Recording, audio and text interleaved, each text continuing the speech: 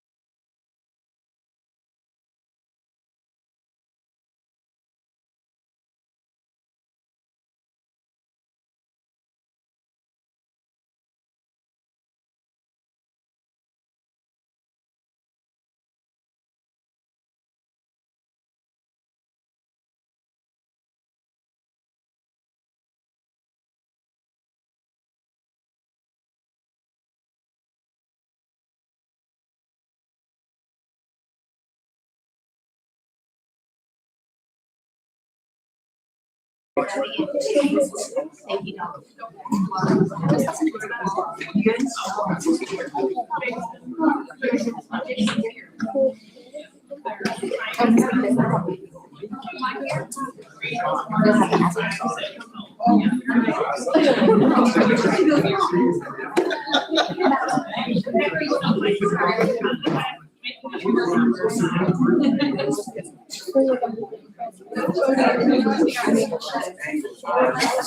Let's just have on my lap.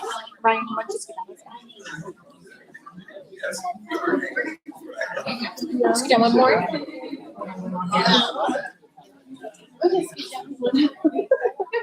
Okay, at 6 o'clock, we will call the board meeting of the South Montgomery School Trustees to order. And we will be doing our pledge first. We've got some students from Newmarket. Mary, would you like to introduce? Yes, so we actually have two groups here. We have a couple of our Spell Bowl members who they're led by Miss Cloud, one of our 5th grade teachers at Newmarket Elementary. And so I know they just started their practices and are getting ready for their competitions. And then on the end here, we have 4 of our, so each week we have a flag committee. It changes. I know we were blessed to have Mr. Watson join us this morning, but these kids have been a part of our flag committee. So they can, if you guys have any questions for any of them, they can tell you what that flag committee does and what they've learned.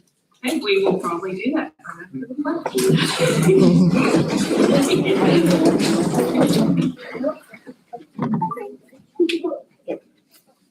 Pledge allegiance to the flag of the United States of America and to the republic for which it stands, one nation, under God, indivisible, with liberty and justice for all.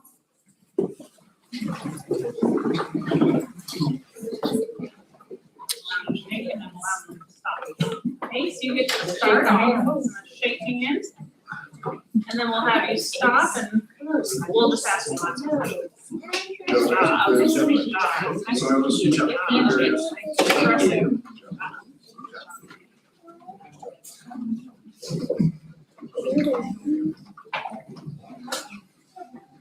So, Mrs. Mary, would you like to lead us with some of the questions and answers we would want to know?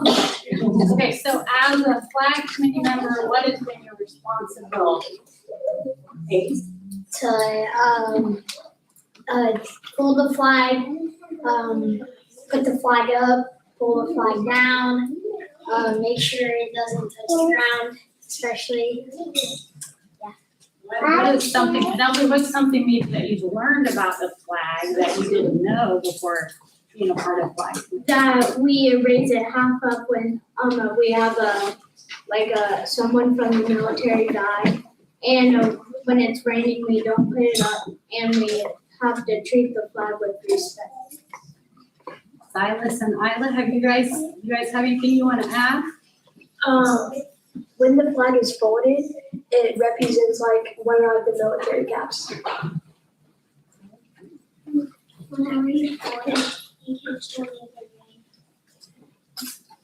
Now, we've been pretty fortunate to have certain community members. Today we had a couple of guys from the Indiana State Police come in and talk to us about what the flag meant to them and their service in the military, and kind of show the kids as well. So we've been blessed to be able to have other people come and join us. And you guys with Spell Bowl, just one of you want to say, it's a new program for us. It's not a new program out there, but do you want to tell them what that means? Go ahead. So basically you learn lots of different words and you have fun and you learn how to spell them. And in my opinion, I think it's a lot of fun because you get to be there and try to do things. Hey, Barry, just want to add anything? We have to memorize 750 words and go against other schools. Yeah, they'll be in a competition here in a few months that they'll compete against everybody else that has schools the same size as we do. And I so, really want to ask you how to spell some words right now. I'm thinking of some words. they don't have to say it out loud though. That's what I think. I know. I just love Spell Bowl. I was in high school and I have all these words to ask. Well, once you compete, I'll come over. If you do boys, thank you. Thank you, Josh.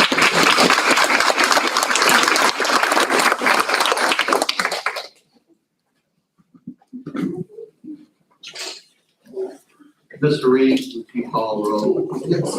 Mr. Bannon. Mrs. Hess. Present. Mr. Dixon. Mr. Watson. Here. Mr. Cornelius. Here. Mr. Kincaid. Present. I am present. Dr. Hilton. Present. Thank you. Please, next would be the welcome and recognition of visitors. I believe we've got Ms. Pinkerton that's going to, Okay, we have some Strider bikes, come on in. Our kindergartners, are being led by Miss Blake. We received a ton of, Strider bikes, 25 of them. They're balance bikes, they have pedal kits and helmets. This was a grant that was through All Kids Bike and Yamaha. It's Yamaha's outdoor initiative, and it was $9,000 grant that we received, and they came to our building last Friday, and it was the Yamaha Blue Cruise. So if any of you participated, they're gonna do a couple laps for you just to show you how awesome they are. Can you do wheeling? No, wheelies are not allowed. Erin did 90 minutes worth of training. There's a curriculum that came with it. So basically, our preschool, kindergarten, first grade are going to be going through this curriculum to learn how to do this. That's like a racetrack. I just got it from the outside. And we especially want to thank the board because we approved our new playground, and around the preschool part of the playground, we actually have a track to be able to use these. And so we are so grateful for the grant that we won and got. We have some 4th and 5th graders who are here. You can stand up, Josie. You want to talk to them about building them? Our 4th and 5th graders built these bikes prior to. So what we recently did, we unboxed them, we took all the tape off of them, and then on one of the days last week, we on Wednesday, the 4th and 5th grade assembled them and put them all together, and then on Friday, Thursday, we had a big surprise, and we surprised all the kindergartners and preschoolers. And help with the helmet part of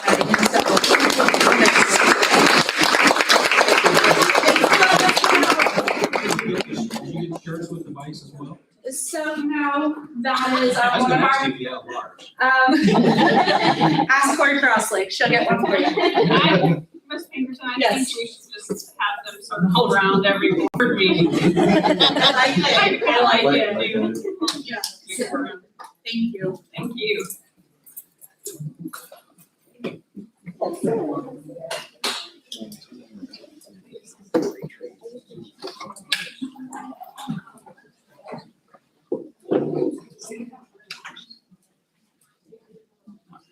okay? We're ready. What's next? Okay, so I'm gonna introduce all the Mounties of the month. So first up will be for Ladoga. And we have Remington Hickox. Remington is a shining example of what it means to be a Mountie. Remy is a kind and hardworking student who always gives his best effort in everything he does. He is polite, well-mannered, and ready to learn each day. His positive attitude and determination set a great example for his classmates, and his sweet smile can brighten anyone's day. We are so proud to have Remy representing Ladoga as our Mountie of the Month.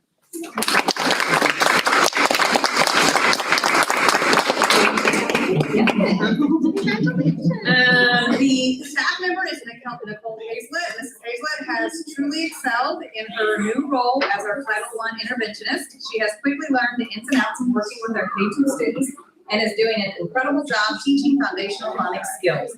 Her dedication shows in the thoughtful data, effort, and planning she brings to her work each day. She goes above and beyond to support both students and teachers, and her day, she goes above and beyond to support both staff and students, and her positive and your attitude makes her a true and terrific educator. Mrs. Taylor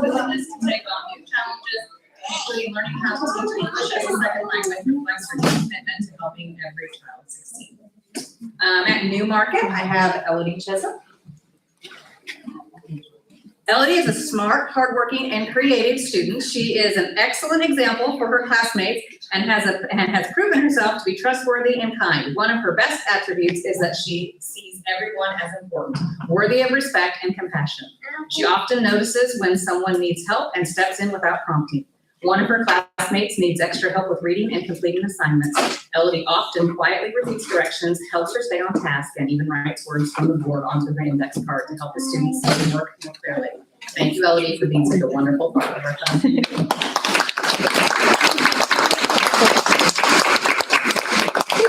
Staff member from Newmarket is Lindsay Naring.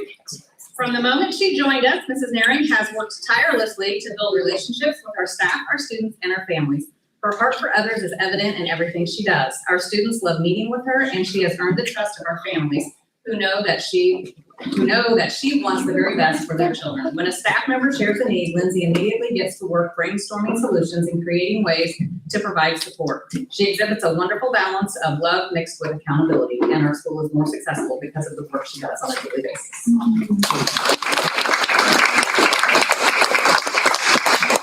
From Walnut, I have Bailey Rhodes. Bailey is an exceptional fifth grade student who isn't afraid to ask for help when she needs it. She is always following along in class and makes sure to keep herself accountable for her work. She is very attentive with her classmates and is a phenomenal friend, making sure to check on others when they are down. She loves to help the custodians any chance she gets for cleaning in order to keep our school sparkling. If anyone deserves Student of the Month, without a doubt, it's Bailey.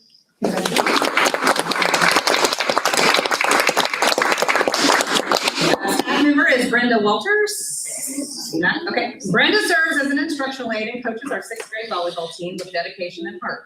She is also leading the way in our efforts to become a designated Purple Heart school, serving as the primary contact for all things related to honoring veterans in our community. Her balance for fun, structure, and commitment make a lasting impact on our students and school community. Congratulations, Brenda, and thank you for all that you do. Junior high student, Calista Hill. The junior high wants to give a huge shout out to Calista for being such a bright light in our school community. She consistently shows kindness to everyone she meets, treats others with respect, and goes out of her way to be helpful. She leads by example, demonstrating what it truly means to be a positive role model. We appreciate the way she uplifts those around her, makes our school a better place, and inspires others to follow her lead. Thank you for all that you do. We're truly appreciated. Staff member is Sharon Albertson. Mrs. Albertson teaches computer science to all 8th grade students for high school credit, as well as a rotation of 6th grade computer science each quarter. She is dedicated to growing her craft, actively participating in professional development opportunities throughout the year, and continually learning new technological tools for the NMAC lab. This year, she has also taken on the challenge of implementing the newly designed 8th grade computer science curriculum, working tirelessly to provide students with engaging and meaningful experiences. And our high school student is Judah Hohenschel.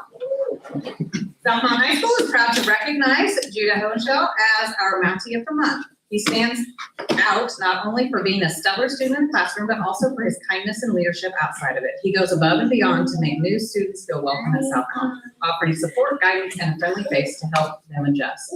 Judah truly embodies what it means to be a Mountie, hardworking, compassionate, and committed to lifting others up. Congratulations. And finally, we have Kelly Powers. Nope. Mrs. Powers has stepped out of her comfort zone this year, taking on a new role and responsibilities with determination and positivity. Her commitment to growth and her willingness to stretch herself in order to become an even better teacher is an inspiration to both her colleagues and her students. We are grateful for her dedication to Southmont and the example she sets every day. Congratulations.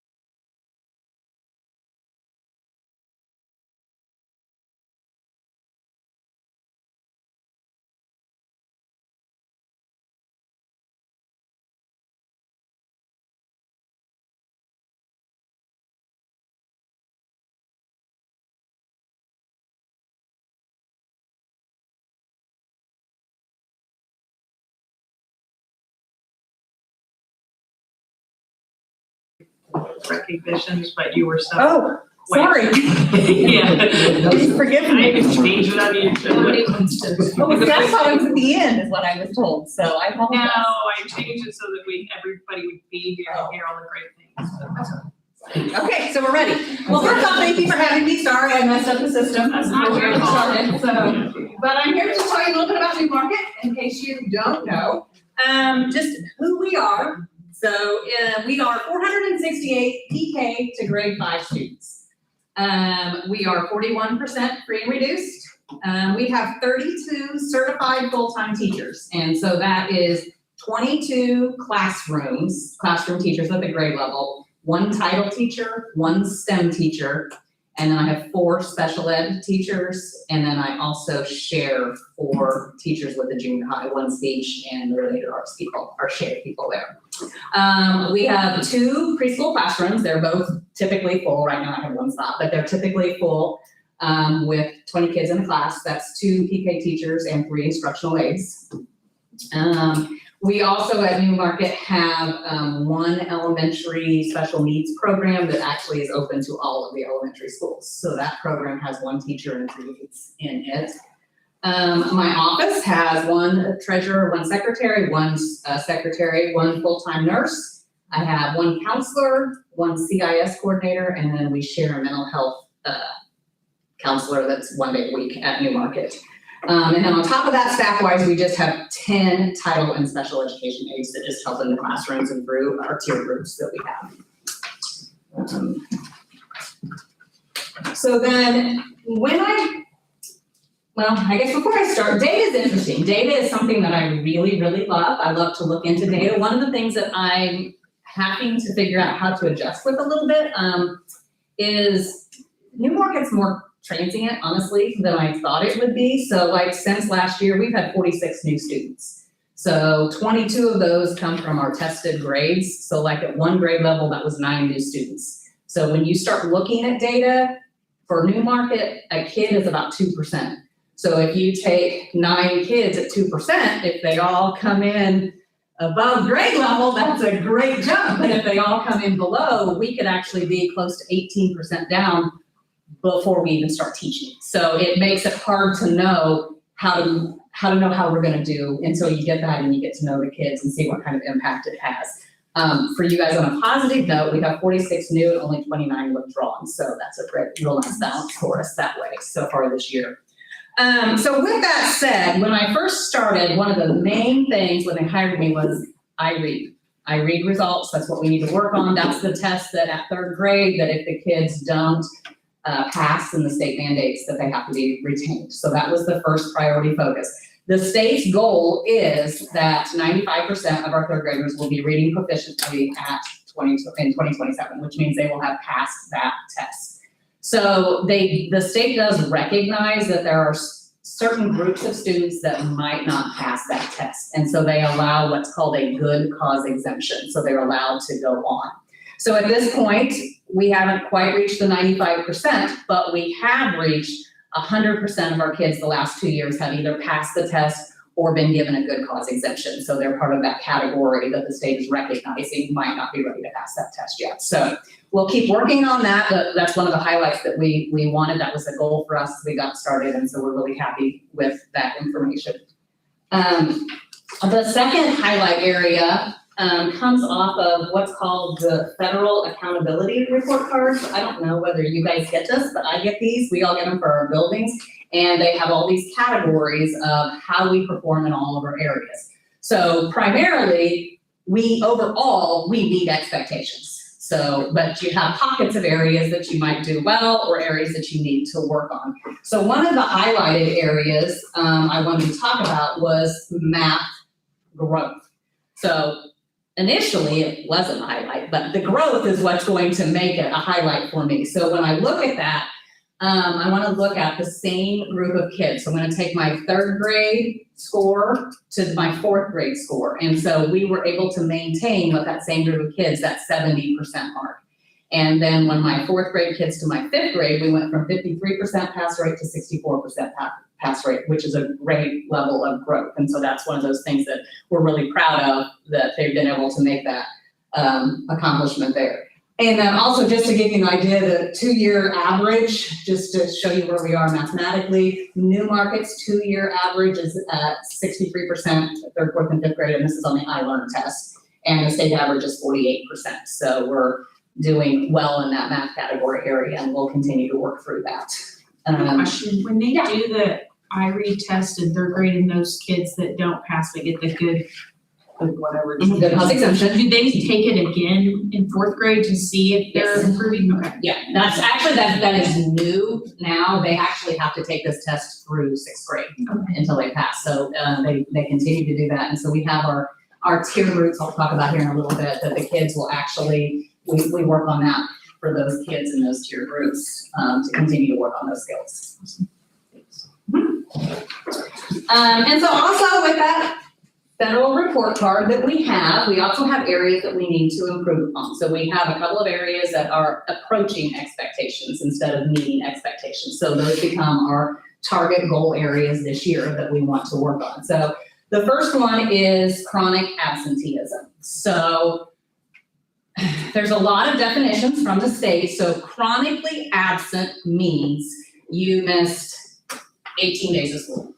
So whether you're excused, unexcused, go on vacation, have the chicken pox, all of it, or your parent just chooses not to send you, all of those count the same way. And so when you reach 18 days for a school year, then you are considered chronically absent.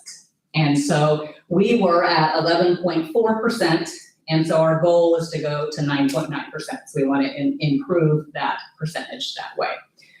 So how we're doing that, and this is narrowing, this is one of our CIS goals, so we're kind of tag teaming this and we're working together. So we are daily checking the attendance. I started in the spring. I called all of our chronically absent families and explained to them that the things were changing, that the state had changed some guidelines, and just to kind of put them on board with what was going to be happening. And so I'm making phone calls. We have parents that are taking vacations. I'm making sure that they understand what this looks like and what my steps have to be along those lines. So we're definitely tracking that.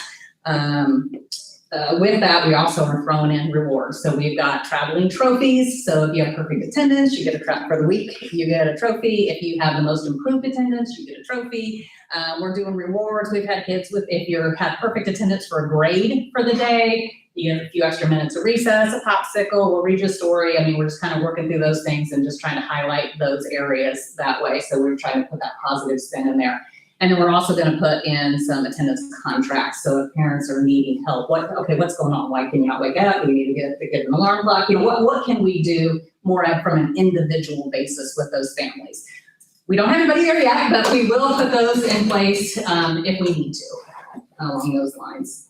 And then our other challenge area that we were approaching is our English language arts academic achievement. So where I talked about our iLearn math scores being high, our English language arts scores are not as high. And so that's a target area for us. Our goal is we want to increase by at least 3% each year until we hit the 80% mark would be the goal that we would really like to be at. So first step is we are completely revamping our tier time, which is Lisa Chad is working tremendous hours, putting together data, working through that.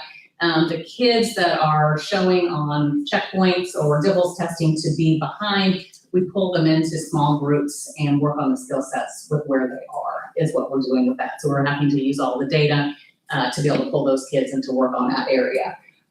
We also aligned our curriculum last spring with these checkpoints. So third, fourth, and fifth grade kids take checkpoints. K1 and 2 use DIBELS. And so we aligned our curriculum to those checkpoints. So now as the kids are finishing up their checkpoints, I can look and see who's not at or above on their checkpoints, and then we can reteach that skill. And the state actually has an opportunity to for us now that we can take that checkpoint again. So we're working through that. And then you want to have the positive that goes with it as well. So we have Read Across America, but we're really using Sherry Madison, Miss Sherry, we're sending her to Florida. So if you come in the building, you're going to see the map of the United States with the rocket driving Sherry, and she's on her way right now for spring break. So if you meet your monthly reading goal and you turn your calendar in, every calendar's worth a mile. So we just move her the mile that we get. And then the kids also, if you finish your calendar, we have community partners. Right now it was Culver's and Dairy Queen, I think, and the kids get the little gift certificate or the free ice cream that they can get when they do that. So we've got that going. We also have now even Read Back, and we are doing at 3rd, 4th, and 5th grade a battle of the books, which is just a competition that will actually, in the end, compete against the other elementary schools. So we're looking forward to that. But basically, the kids are going to read a book, and they're all going to read the same book, and then there's a competition, you know, to answer questions about the book and do that. So we're excited about doing that as well. Any questions on any of that? I guess before I sort of move on. Yeah. So for like small group stuff, where do you find the time for that? Is it pulling out of another subject? Is it during recess? For us, it is completely built into the schedule. So every grade level has a 30-minute pull-out time for reading, a 30-minute pull-out time for math, and everybody goes somewhere. So if you happen to be an above grade level kid, then we're going to challenge you. If you need help, then we're going to do that. If you're on grade level, we'll do that. So that way no one's missing any core instruction. Good, thank you. Mm-hmm. Yeah. Okay, so then just who we are a little bit. If you've been around long enough, you know that Newmarket has a fantastic PTO, so I would be remiss to not include them on here. They do fantastic things for us. Race for Education is our primary fundraiser, and so the kids, they come into the track and they do laps around the track, keep track of that, and the money comes in that way. We have Grandparents' Day getting ready to come up. Our 5th grade does a color run. They just do all kinds of fun things with kids. They do a carnival. I mean, it's every month they've got something going on for our kids. So they just do a great job there. Student events. Last year, we brought back the student council. Dana Hunt brought it back. They are also doing things on a monthly basis. They're collecting socks for people that do that. So they do some kind of a service thing each month. Music programs. Megan does a great job running all those programs and having our kids ready. This year we used to do the lower grade Christmas program and upper grade spring program. We're going to actually try both grades doing a Christmas program this year to see what that is. They're not on the same night, but we're going to try that and just have them be Christmas programs and see if it gets really busy in the spring and it gets to be hard. Families are having to choose between too many different things. So we'll see. It may not work, but we're going to give it a try and see. Sunshine circles are something that the mental health counselor, Mr. Hare, brought in, and the teachers select them to come in, work on a lot of social types of skills and that type, but they have fun. They do it. They think it's a fun experience to get to be able to do that. Mrs. Burkhart does a great job with careers. We have visitors that come in. We go out to places. She goes into classes and teaches all about the different careers. So kids are starting to get that opportunity to experience what might they want to do someday, going along those lines. And then I think my last one here is new for us this year. You met a few of my Spell Bowls. So Spell Bowl is a fall program. They will compete. They have one competition. Miss Cloud is the one that's organizing that for us. We also have added Math Bowl. Mr. Saylor's going to do that. That's in the spring, so the kids will compete for the math competition there. Elementary choir is being added. Megan is going to add an after-school choir for the upper grade. I think it's 3rd, 4th, or 5th, or maybe just 4th and 5th that she's going to have going in the spring. So they'll have some competitions that they are not competitions, but presentations and things that they might be able to do. And then also PTO and really, Susan, who's here, came up with this fabulous idea of reading hammocks. And so we are going to, the PTO has done this, we just need to get them in. So I think there's, 22, 25 hammocks or something like that, and they'll come in, and so you can take your class out if you want to have them read. They can all get in a hammock and they can read, and they'll be out on the playgrounds that way. And so it'll be there for playground as well as class activities that way. So. You gonna get in it too? Or the staff, if you need to, I might start running my meetings there, I don't know. Nap time. So that is all that I have. Do you guys have questions for me? Anything we can explain more? All right, thank you. Thank you so much. Dr. Holbrook, any revisions to the agenda? No revisions. Anybody's, any public comments? We'll move on to the consent agenda. Do I have a motion? So I got a first by Ms. Hess and a second by Mr. Watson. Any discussion? All those in favor? 6-0. Total payroll and claims for the month was $1,440,717.37. Move on to items for action. The first item we have is a resolution to approve the 2026 bus replacement plan. Do we have a motion for that? I'll motion. Second. Motion by Mr. Mason, second by Mr. Reeves. All those in favor? 6-0. Next resolution is to approve the 2026 capital projects plan. Do I have a motion? So moved. Second. Motion by Mr. Watson, second by Ms. Hess. All those in favor? 6-0. Third resolution to approve is the 2026 fund transfers from education to operations. Second. Motion by Ms. Hess, second by Mr. Reeves. All those in favor? 6-0. Fourth resolution to approve the appropriations reduction 2025. So moved. Third. First by Mr. Mason, second by Mr. Watson. All those in favor? 6-0. And the last resolution for the night is to approve the 2026 budget. So moved. Second. First by Mr. Reeves, second by Ms. Hess. All those in favor? 6-0.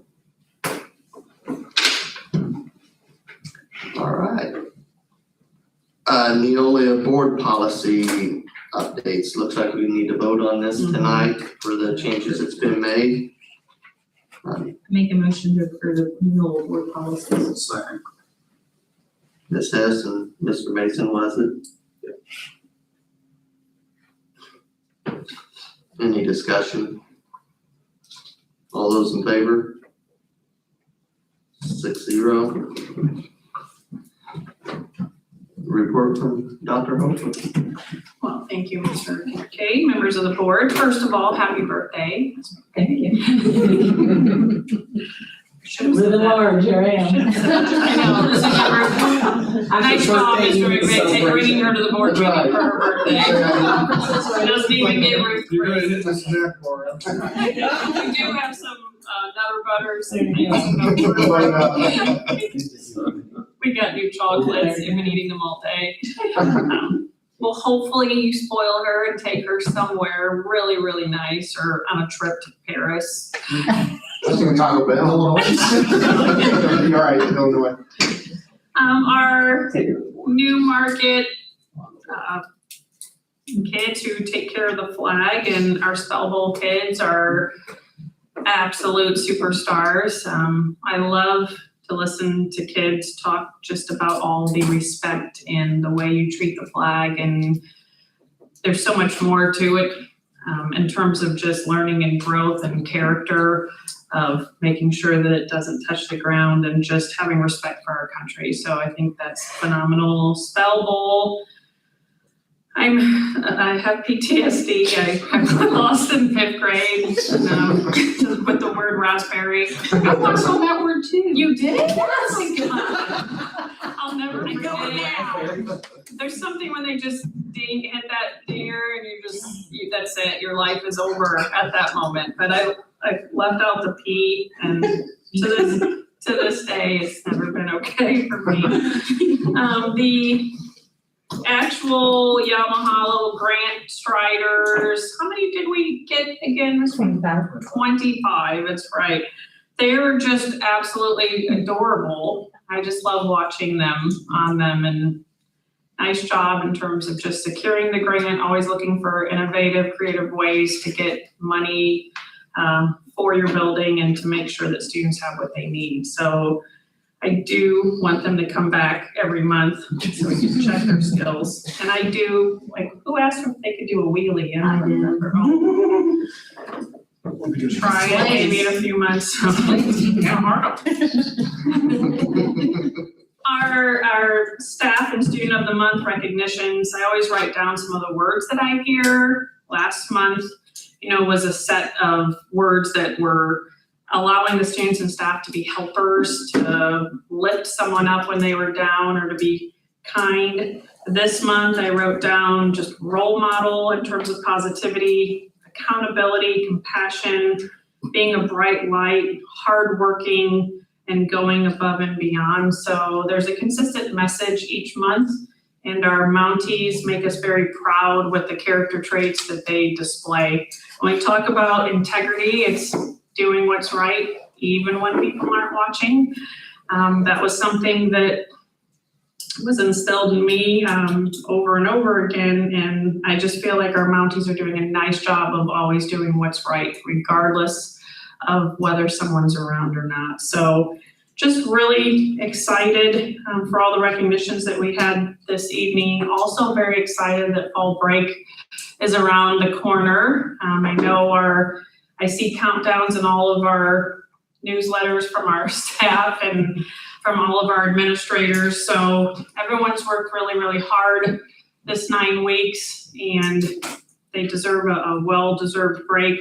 Ms. Carthalt, fantastic job on your presentation. I really appreciate the highlights and just the transparency of saying, here's what we do really well, here's what we're still working on, because we're absolutely always striving for perfection. So again, thank you to the school board as we round out these first 9 weeks, just for support and guidance and leadership, and thank you to the leadership team. So it's a blessing to lead this ship, and that will conclude my report this evening. Thank you, Dr. Crawford. Is there any items for discussion by the board? Okay, do I have a motion for adjournment? So moved. Second. Or adjourned. Everybody. Hey, Aaron.